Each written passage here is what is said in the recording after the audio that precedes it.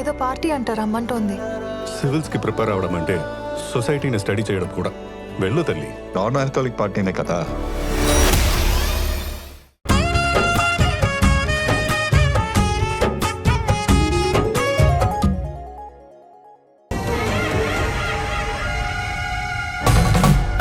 నమస్కారం ఛాయాదేవి గారు. నమస్కారం. నమస్కారం మహేంద్ర వర్మ గారు. నమస్కారం. నమస్కారం అమ్మా. నమస్కారం. రండి రండమ్మా. పదండి.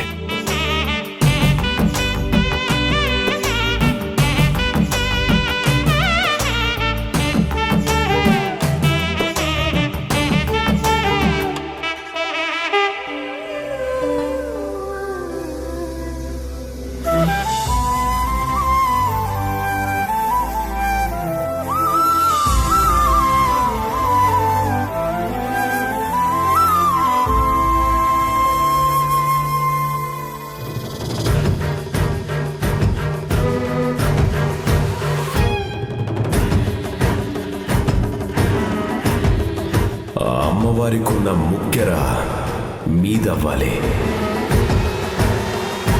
ఆ ముక్కంటి సాక్షిగా చెప్తున్నాను, నువ్వు ముఖ్యమంత్రి అవ్వటం తథ్యం.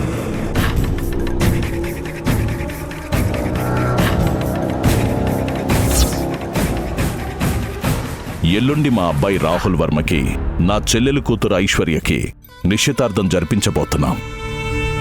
ఇవి నిశ్చితార్థపు ఉంగరాలు. అమ్మవారి పూజలో పెట్టండి. అలాగే. అలాగే నా చెల్లెలు ఛాయాదేవి అమ్మవారికి నగలు కానుకగా తీసుకొచ్చింది. ఇవి మొట్టమొదటిగా అమ్మవారి పాదాల దగ్గర పెట్టండి. భవానీ తీసుకోమ్మా.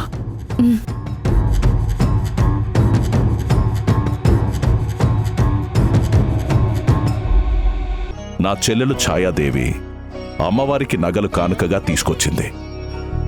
ఇవి మొట్టమొదటిగా అమ్మవారి పాదాల దగ్గర పెట్టండి. భవానీ తీసుకోమ్మా.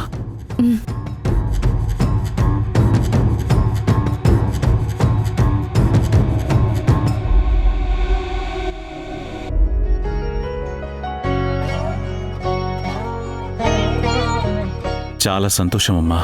మీ నాన్నగారిలాగే మీది కూడా చాలా మంచి మనసు. ఆయన కూడా ఎప్పుడూ ఈ ఊరి బాగు కోసం, ఈ గుడి కోసం దాన ధర్మాలు చేస్తూనే ఉండేవారు. మహానుభావులు.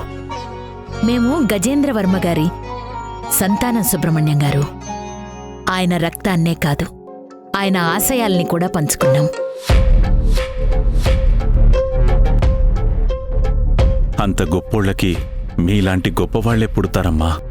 ఈ నగలు మాత్రమే కాదు సుబ్రహ్మణ్యం గారు, మీకు గుర్తుందా, నేను ఈ ఊరొచ్చిన మొదటి రోజే మీరు, మీ కూతురు అమ్మోరికి 7 వారాల నగలడిగారు.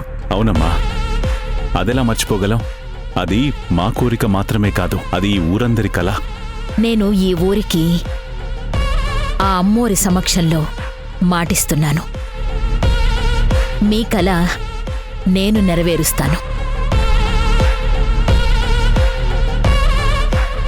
వీళ్ళిద్దరి పెళ్లి రోజున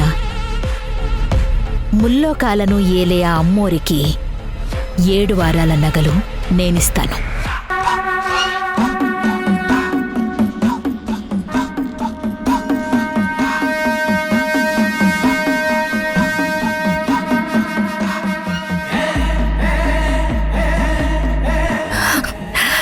అమ్మా, ఇన్నాళ్లకు నా కల నెరవేరబోతుంది.